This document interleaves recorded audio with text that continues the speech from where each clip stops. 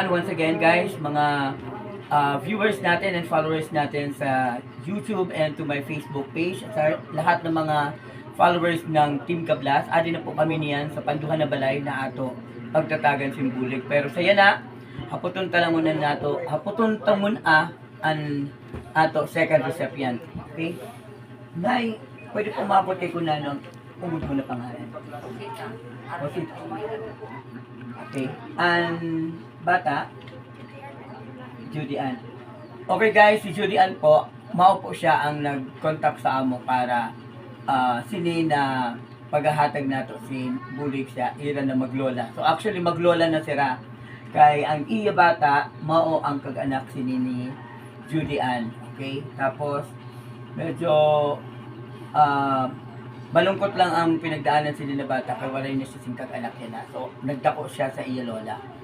Okay, Nay, pero na pang edad mo? 64. Ikaw, Julian, pero na edad mo? Well, nag-eskwela ka pa? Nag-graduate pala yun siya sa elementary, okay. So, nagpaplano ka pa mag-high school or mag-grade 7? Nay, may asawa ka pa po? Koray na. So, pira pa utro ang imo anak? Unom. Puro nasa Manila. Okay. So, nano po na ang imo trabaho sa iyo?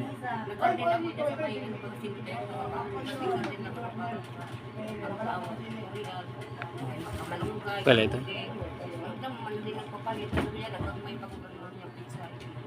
Okay. So, gardening ang iya trabaho mga guys. So, nagtatanong siya sa mga sulihon. Ayan, tapos kapag pwede na niya ibenta. Okay, so, lagi po kami sindisan diyo na kwento sa iyo buhay. Batog san kabatog, hasta sa niya. So, nalo po ang trabaho ni Mr. Mo sa buhay pa. Kami nagsama ng asawa Medyo ko sigila po na yan. Bago ng asawa ko, ano siya construction boy. Sa Manila kami nakita. Ngayon ako nagtrabaho naman sa Divisoria. Tindera, yun kung kami napakita. Tapos nagkaroon kami ng 7 supply, pero matay isa.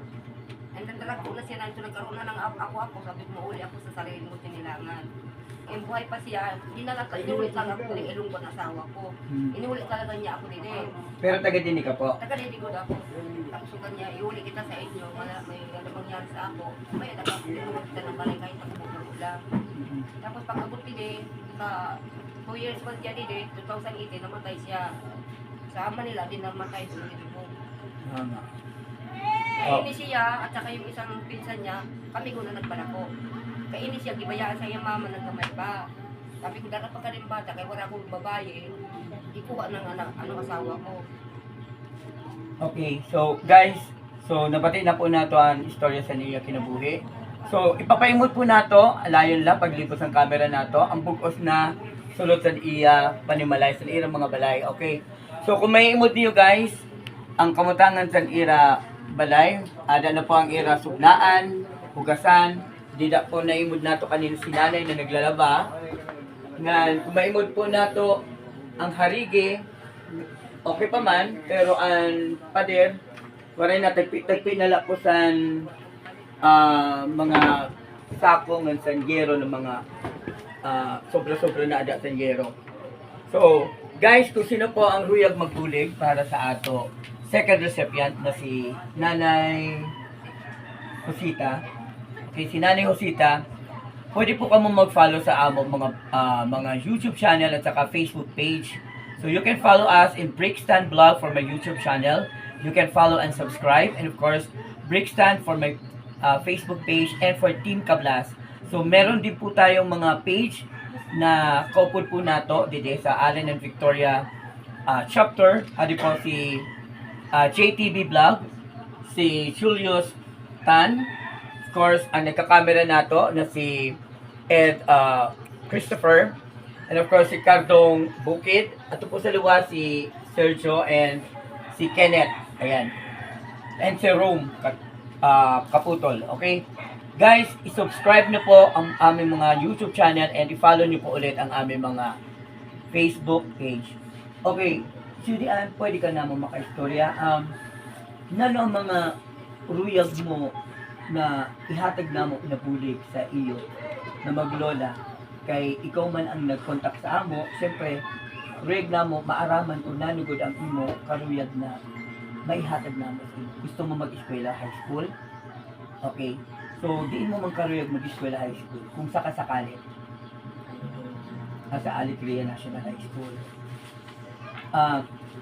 Nay, kayo po mag-adapt pa eskwelahon si Julian High School, no?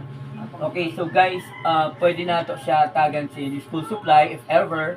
So, nagaano ka mo sa among mga viewers, sa among mga followers, pwede po na to tagan si school supply, hindi na ato tayo na nag-ayo pulig na si Julian para sa hira na maglola. Okay. Ang iyong mga pang-adlaw-adlaw na kinahanglan, pagkaon, ano, okay ba ka mo? Sa ang pinakapo. Ang harap ka lang sa Manila. Nagpapadala niya. Eh, hindi mo pinagpapigiliwan. Palit tayo buka, sigurado buka. Okay. So, ang balita ko kasi, si Judy Ann na matahan na nagkakaunisin, ginamos, tapos, kamyas, dinot niya, iya gin susuda. Okay, so, doon, oo, nang yumo kami, bago pa, naluoy kami sinila bata. So, karoya gud ininamo liwatagan sa bulig. So, yan na, survey pa man lang kami. So, kung sino po ang karuyag magbulig, please, buligan tapo na. Okay, Judy Ann, ay kabaraka kay sa mga susunod, sa mga adlaw, mabalik kami. Ha? Tagila kami sin diyo na panahon, mabubuligan na mo kami na maglola. Okay? Pwede makahangkop para makabulig kami sa imo. Naluuyo na kasi na bata. Pero edad mo to? Well, hala, sige. Pwede lang siya mag-tiktok. Oo, pwede ka na mo iupod. Ikaw ang pinakabata sa amo, Team Kablas.